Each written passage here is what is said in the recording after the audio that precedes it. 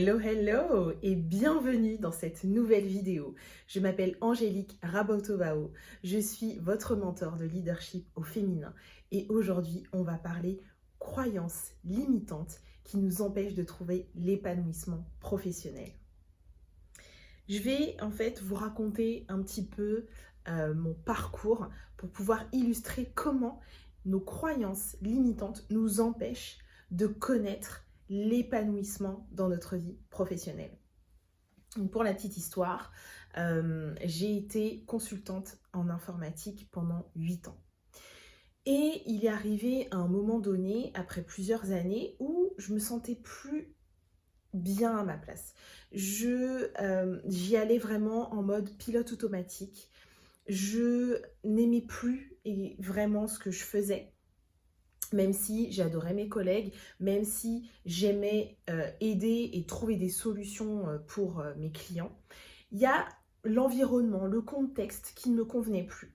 Et je savais que je ne voulais plus de ce contexte-là, mais je ne savais pas exactement ce que je voulais. Je ne savais pas comment j'allais trouver quelque chose qui me faisait kiffer au quotidien, qui me permettrait en fait de kiffer, de me lever le matin, tout simplement.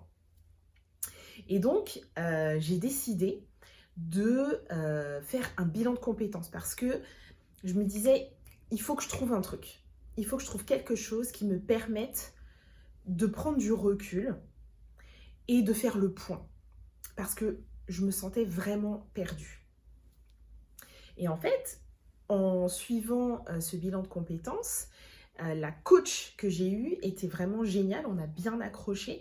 Et à chaque fois que je sortais de mes séances, j'étais reboostée, je retrouvais de plus en plus de clarté dans ce qui se passait dans ma vie, sur ce que j'aimais. Il y a des souvenirs qui remontaient, qui étaient hyper positifs, qui me faisaient kiffer. Et à chaque fois, je me disais, mais c'est trop génial, je suis trop contente d'avoir pris l'initiative de faire ce bilan de compétences et je me sens tellement bien à chaque fois que j'en sors que j'ai envie que les gens qui sont aussi perdus que moi ressentent ce que je ressens à chaque fois que je sors d'une séance de bilan de compétences avec ma coach. Et ça, c'était en 2015.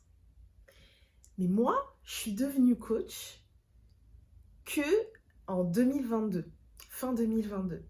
Et pourquoi c'est arrivé uniquement en 2022 et pas en 2015 ou 2016? Parce que j'ai eu peur.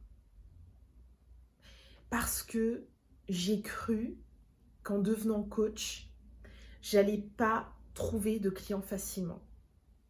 Parce que je croyais que j'étais trop jeune pour que les gens me trouvent crédible pour les accompagner à changer leur vie. Parce que je croyais que les gens n'étaient pas prêts à se faire coacher, à se faire accompagner pour créer du changement dans leur vie.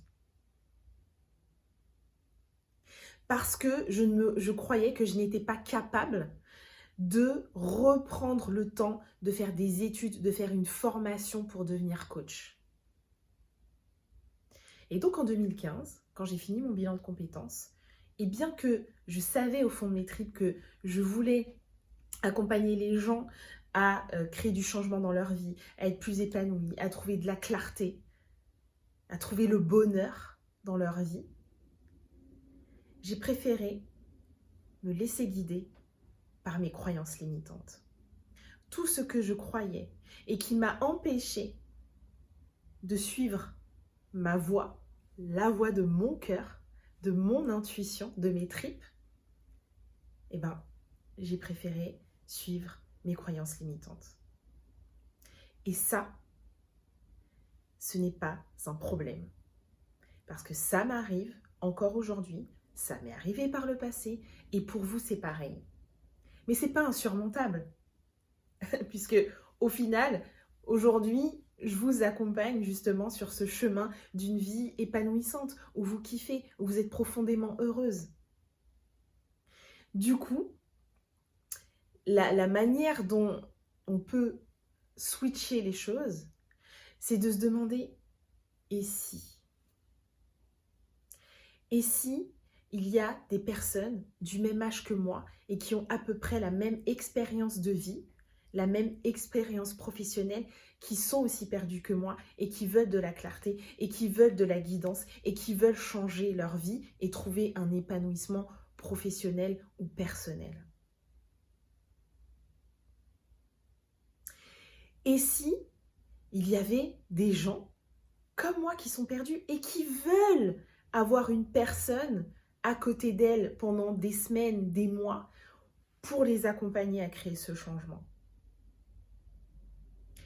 Et si reprendre mes études ou faire une formation allait décupler justement cet engouement et cette passion pour le coaching?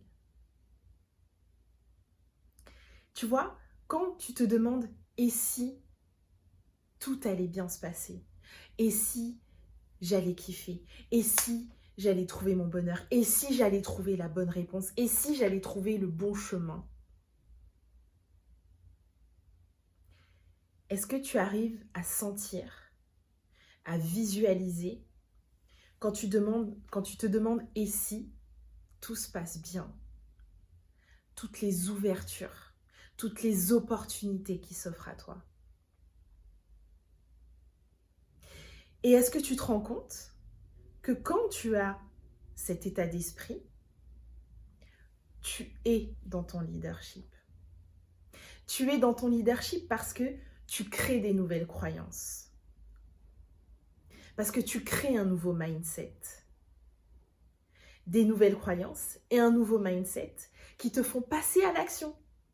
Parce que tu as envie, parce que tu kiffes et parce que tu te dis que quoi qu'il arrive, tout va bien se passer. Et c'est là où je veux en venir.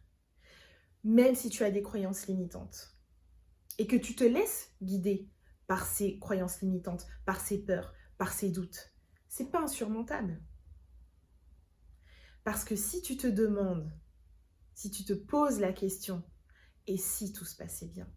Et si finalement je trouvais ma voie? Et si finalement c'est là que je vais trouver un bonheur intense, quotidien? Et si c'est là que je trouve la réponse à la question que j'ai en ce moment? Et si c'est là que je trouve la solution qui peut me débloquer?